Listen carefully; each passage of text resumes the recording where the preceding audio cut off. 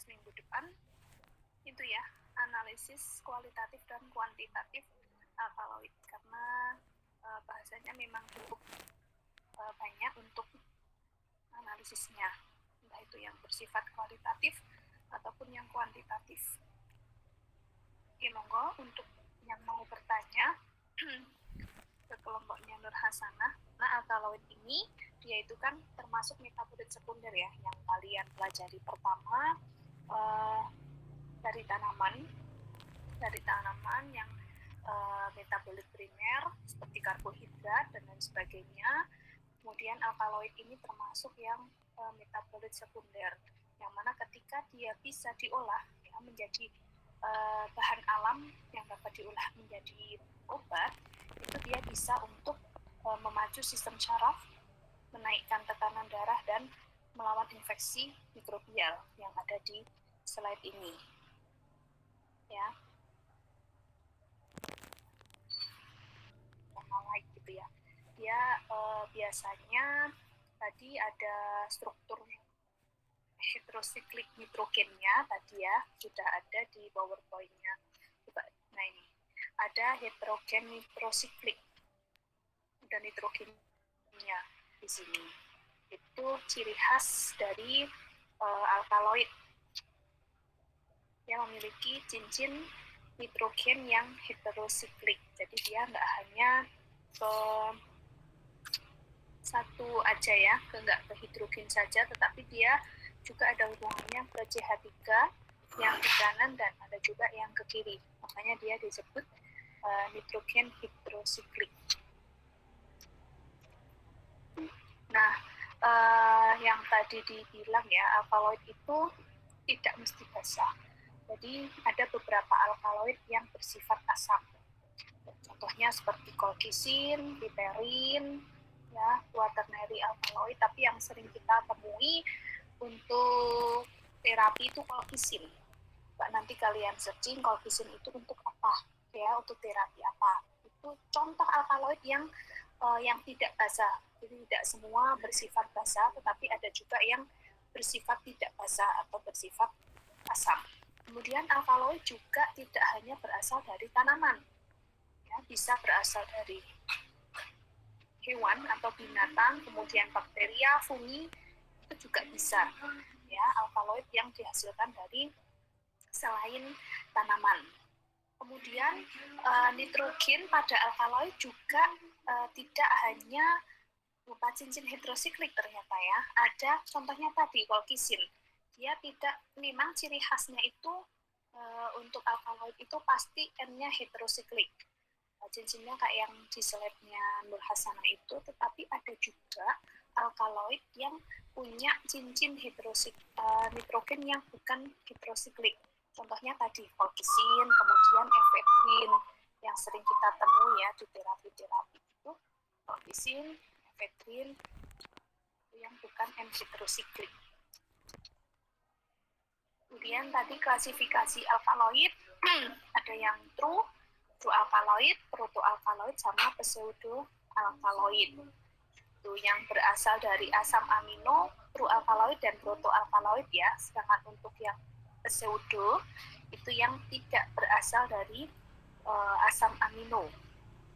Kemudian N-heterosiklik itu dia true alkaloid. Jadi memang khasnya alkaloid itu ya, N pada cincin heterosiklik.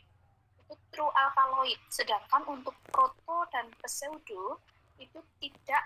Kalau proto itu jelas tidak pada cincin ya, tidak pada cincin heterosiklik tadi, contohnya efedrin. Tapi untuk yang pseudo alkaloid itu dia tidak pada, bisa atau tidak berada pada cincin heterosiklik ya. Jadi pseudo itu bisa di cincin heterosiklik ataupun tidak. Kalau proto kan tidak. Kalau true itu kan yang khas dari alkaloid itu ya. Contoh-contohnya tadi juga sudah ada. Untuk yang true alkaloid itu seperti atropin, morfin. Kemudian untuk yang protoalkaloid seperti efedrin, dan pseudo contohnya kafein. Kemudian untuk distribusi alkaloid, keberadaan alkaloid itu dia lebih banyak pada diskotil daripada yang monokotil. Kemudian yang banyak mengandung alkaloid seperti aposinase, solanase, papaverase gitu, itu yang banyak mengandung alkaloid. Tadi juga sudah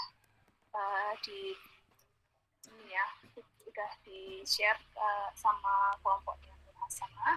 Kemudian famili yang tidak mengandung juga nggak sedikit juga, di rosacea, labiate, contoh-contoh yang tidak mengandung alkaloid.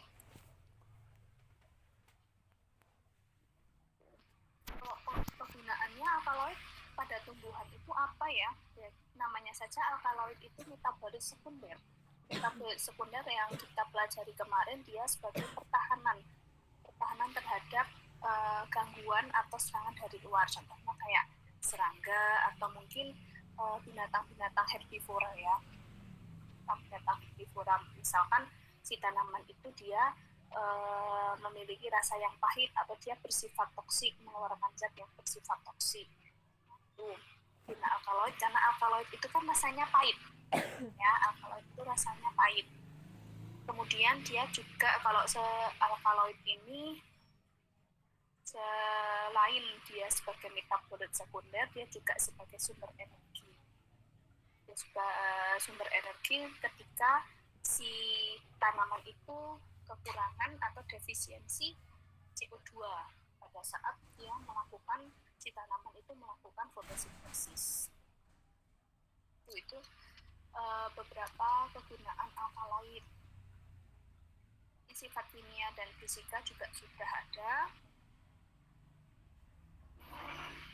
Contoh-contohnya sudah ada juga, beserta dengan buku fungsinya itu juga sudah ada.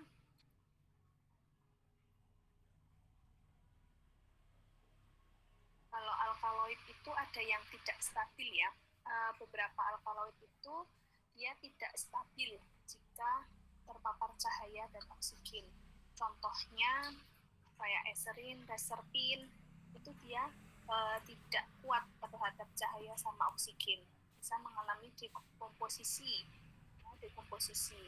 dari kandungan tanaman itu, yang harusnya misalkan alkaloidnya 90% ya, bisa turun menjadi 60% atau mungkin lebih berkurang lagi ketika dia terpapar cahaya dan oksigen, karena tidak semua alkaloid stabil terpapar cahaya ataupun oksigen. Sini isolasi dan ekstraksi alkaloid, agak diturunkan sedikit slide-nya. Metode ekstraksinya yang sering dipakai reflux dan soklet. Kemarin kita juga sudah belajar sokletasi ya. Sokletasi hampir sama dengan maserasi. Cuman bedanya di sini ada di rotary evaporator juga ya, ekstraknya yang tadinya mungkin encer, kemudian di rotary evaporator gitu menjadi lebih kental lagi konsistensinya. Pada umumnya alkaloid diekstrak dari tumbuhan dengan menambahkan pelarut alkohol. Pelarutnya menggunakan alkohol ya, dengan HCl, asam lemah. Penambahan asam akan menyebabkan alkaloid berubah dalam bentuk garamnya yang dalam pelarut alkohol berair. Ya, seperti tadi alkaloid itu tidak semua bersifat basa. Tidak semua bersifat basa. Selanjutnya, larutan alkohol dipisahkan dari komponen ekstrak yang tidak larut. Penambahan basa lemah tetes per tetes seperti amonia atau amonium hidroksida ke dalam larutan alkohol menyebabkan garam alkaloid kembali menjadi alkaloid semula. Ya, karena dia ditambah basa ya, otomatis dia kembali menjadi alkaloid semula yang tidak larut dalam larutan berair. Ekstraksi menggunakan pelarut nonpolar seperti kloroform menyebabkan alkaloid berpindah dari fase air ke fase pelarut organik. Selanjutnya, pelarut organik diuapkan sehingga diperoleh alkaloid kasar berbentuk uap. Ya. Kemudian next, untuk alkaloid yang tidak tahan panas, isolasi dapat dilakukan menggunakan teknik pemekatan, karena untuk yang Socrates tadi itu kan untuk simplisia, sampel-sampel yang tahan panas. Sedangkan untuk yang tidak tahan panas, dia bisa dilakukan dengan pemekatan terlebih dahulu dengan cara membasahkan larutan. Dibasahkan dulu larutan, otomatis kan lebih pekat tuh. Nah, itu untuk memisahkan alkaloid dari kandungan-kandungan yang lain di tanaman. Dengan menggunakan teknik ini, maka alkaloid akan menguap dan selanjutnya dapat dimurnikan dengan metode penyulingan uap. Jadi di sini seperti destilasi uap ya. Seperti destilasi uap hampir sama yang kemarin kita bahas untuk alkaloid. Next.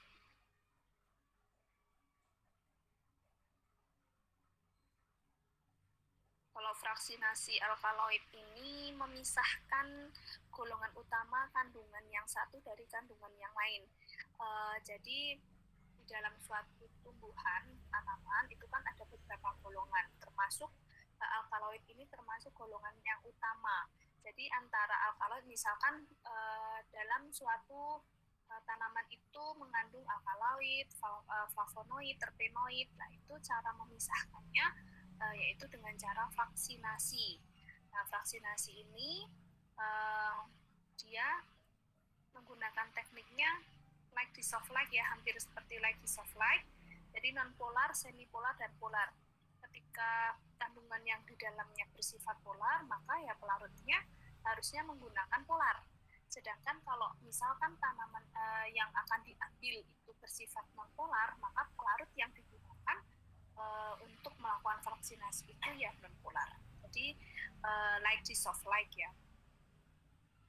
Vaksinasi ini umumnya dilakukan dengan menggunakan metode corong pisah atau kromatografi. Nah, kromatografi yang sering dipakai adalah yang kromatografi lapis tipis KLP, menggunakan campuran MEOH NH4OH.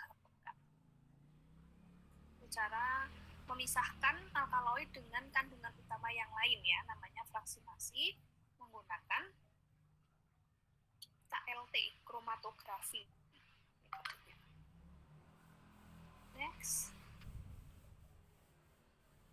Cara identifikasi alkaloid, di sini ada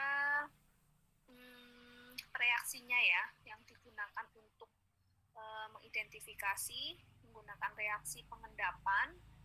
Di situ ketika menggunakan iodium iodida dan menghasilkan endapan coklat, itu berarti ada alkaloidnya.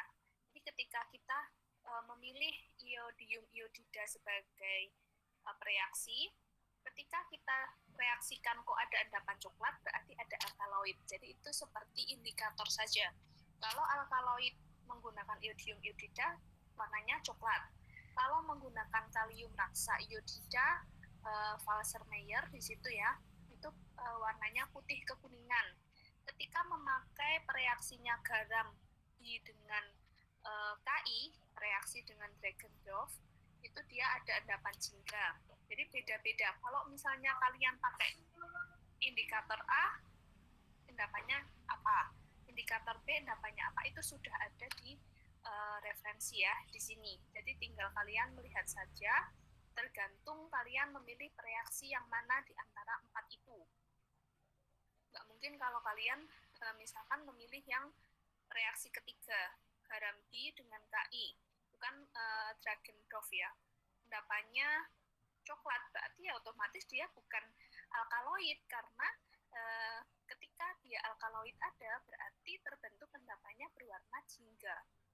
Itu ya, indikatornya kita lihat tergantung reaksi apa yang akan kita pilih untuk mengidentifikasi si alkaloid tadi melalui reaksi pengendapan. Oke. Next. Sedangkan untuk tadi kan reaksi pengendapan. Kalau di sini reaksi warna, yang tadi kan terbentuk endapan ya. Kalau di sini yang jelas berwarna. Itu dilihat bukan endapannya, tetapi warna dari hasil sampelnya itu, simplicianya itu yang kita gunakan reaksi. Ada berapa di situ? 1, 2, 3, 4, 5, 6, 7. Ada 7 reaksi. Misalkan kalian menggunakan reaksi yang sulfoformalin ya, atau marquis. Itu mau melihat kandungan alkaloid pada morfin. Kandungan alkaloid pada morfin berarti warnanya dari merah menjadi biru, berarti ada alkaloidnya di situ, gitu ya, positif alkaloid. Tapi ketika kalian mau melihat morfin dengan menggunakan reaksi sulfomolibdat atau reaksinya Vogt itu di situ ya, dia harusnya berwarna violet. Kalau biru ya nggak mungkin. Ya, nggak mungkin alkaloid karena sudah ada referensinya. Kalau misalkan kita meneliti morfin dengan reaksi sulfomolibdat, indikator ada alkaloid ketika si morfin itu nanti akan berubah warna menjadi violet. Itu nggak usah dihafal, ya, nggak usah dihafal kalau indikator ini dia endapannya apa yang tadi di reaksi pengendapan. Kemudian bereaksi warna, untuk reaksi warna misalkan mau meneliti alkaloid indol atau morfin harus menggunakan reaksi ini, nanti warnanya apa. Kalau positif alkaloid itu tidak perlu dihafalkan ya, karena ketika kalian besok praktikum itu pun sudah ada referensinya. Kalian tinggal ngecek aja kalau reaksi ini untuk positif alkaloid ya nah apa gitu ada. Oke, next. Oh sudah. Oke. Ada lagi mungkin yang mau menambahkan? Coba saya lihat di PowerPoint yang lain, siapa tahu bisa menambahkan dari kelompok ini.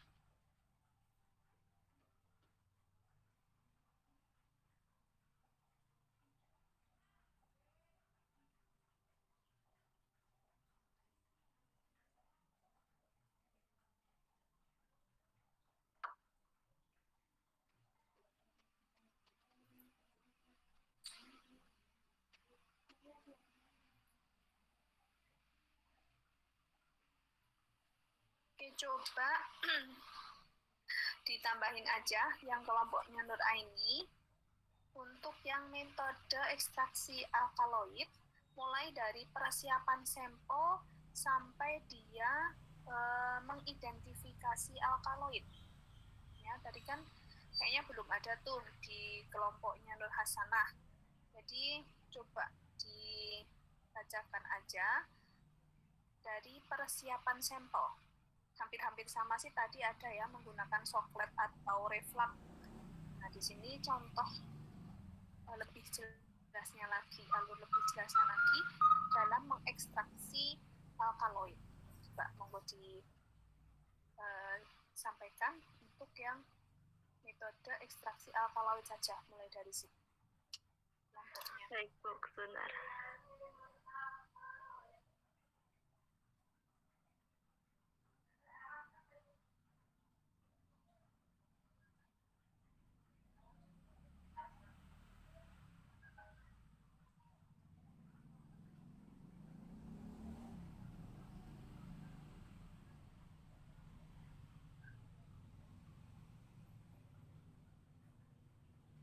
Yang ini, Bu? Ya. Ya, yang itu. Metode ekstraksi alkaloid. Yang pertama, persiapan sampel. Pada umumnya, bahan yang digunakan merupakan bahan tumbuhan yang telah dikeringkan. Sampel tumbuhan dapat digiling menjadi bentuk serbuk kering untuk dapat memperoleh kontak efektif yang maksimum antara pelarut dengan alkaloid dalam jaringan tumbuhan. Untuk tumbuhan yang memiliki kandungan minyak dan lemak seperti biji dan kernel, maka komponen kimia non-alkaloid ini harus dihilangkan dengan ekstraksi coklat dengan pelarut nonpolar yang sesuai seperti N-heksana dan petroleum ether. Yang kedua, pemilihan pelarut. Secara umum, alkohol, etil asetat, kloroform, dan air digunakan sebagai pelarut. Alkohol digunakan dalam tahap pre-treatment untuk menghilangkan kandungan klorofil dalam impurities. Pelarut harus memiliki sifat tertentu seperti toksisitas yang rendah, mudah penggunaan, dan penyimpanannya dan inert. Yang ketiga, ekstraksi alkaloid.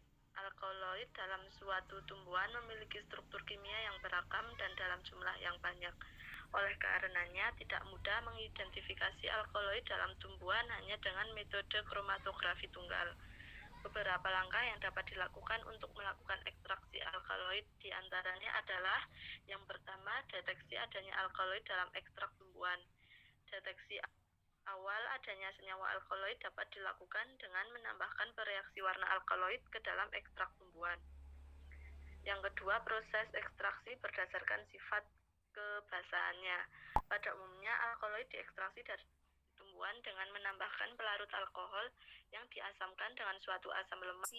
Suatu alkaloid dari sampel tumbuhan ya. Bahannya kalau bisa yang sudah dikeringkan. Kemudian setelah dikeringkan itu dia dapat digiling untuk apa? Untuk menjadi serbuk. Nanti serbuknya yang sudah kering ya, karena sampelnya kan tadi sudah dikeringkan.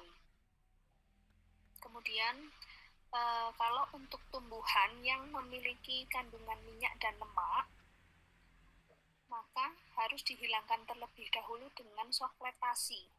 Ya, dengan sokletasi pelarutnya nonpolar, sehingga dia akan dihasilkan sampel yang kering, ya, yang kering, lebih kering daripada yang sebelumnya, karena dia kan mengandung minyak dan lemak, makanya dia disokletasi, dikurangi kandungan minyaknya, kemudian menggunakan pelarut yang nonpolar. Ini persiapan sampelnya, jadi sampelnya itu harus kering. Lebih bagus lagi dia berbentuknya serbuk kering, gitu ya. Coba next, itu sampelnya, persiapan sampel. Kemudian kita memilih pelarut yang umum sekali kita pakai itu air, alkohol, etil asetat itu sudah sangat sering digunakan ya. Paling banyak sih alkohol. Di sini alkohol digunakan dalam tahap pre-treatment untuk menghilangkan kandungan klorofil dan impurities. Larut harus memiliki sifat tertentu seperti toksisitas yang rendah, mudah penggunaan dan penyimpanannya, dan inert. Inert itu inert itu tidak mudah bereaksi ketika kita mereaksikan dengan tadi, seperti mereaksikan warna, kemudian reaksi pengendapan untuk mengidentifikasi alkaloid. Nah, itu kalau sampelnya dia tidak inert, maka tidak mudah untuk untuk pelarutnya. Kalau pelarutnya tidak inert, maka kita akan kesusahan dalam mengidentifikasi alkaloid. Apalagi tadi alkaloid banyak ragamnya ya, ada yang nggak khas, walaupun ciri khasnya itu ada N-heterosiklik, tetapi ada juga beberapa alkaloid yang tidak memiliki N-heterosiklik. Tuh, jadi harus inert pelarutnya. Next. Di sini ekstraksi alkaloid. Karena alkaloid ini memiliki struktur kimia yang beragam dan dalam jumlah yang banyak, maka kan kita nggak mudah tuh mau mengidentifikasi alkaloid. Tadi contohnya di kelompoknya Nur Hasanah menggunakan KLT ya, Tapi di sini juga ada beberapa deteksi adanya alkaloid, itu selain reaksi warna tadi juga ada reaksi pengendapan. Nah, itu juga sudah ada di kelompoknya Nur Hasanah. Next aja. hampir sama ya, reaksi pengendapan dan reaksi warna. Proses ekstraksi berdasarkan sifat kebasaannya. Karena alkaloid itu kan sebagian besar bersifat basa, walaupun ada penyimpangan, ada yang tidak bersifat basa, yang tadi saya jelaskan ya. Makanya di dalam mengekstraksi itu kita tambahkan terlebih dahulu alkohol yang sudah diasamkan dengan asam lemah. Itu juga sudah disampaikan tadi. Next.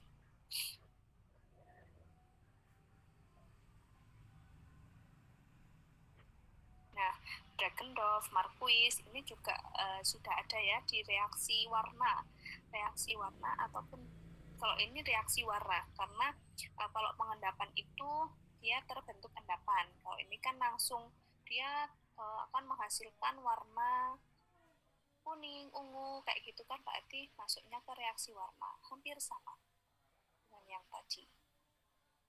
Ini juga menggunakan KLP. Next. Oh, sudah. Itu untuk alkaloid.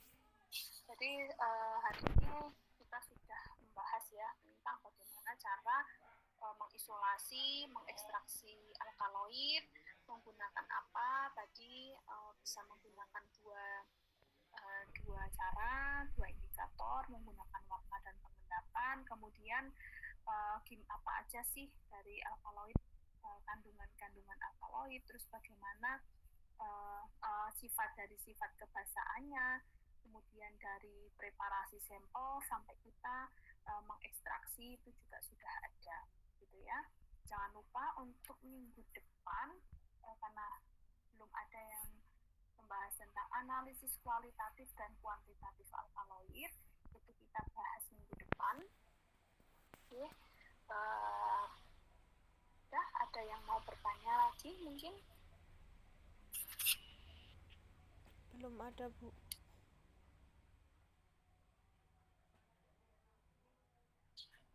Yang nggak hadir hanya Alvina ya. Alvina.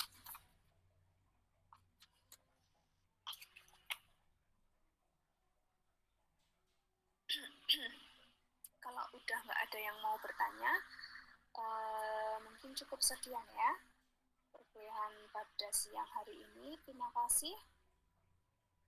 Saya akhiri. Assalamualaikum warahmatullahi wabarakatuh. Waalaikumsalam warahmatullahi wabarakatuh. Waalaikumsalam warahmatullahi wabarakatuh. Terima kasih, Bu.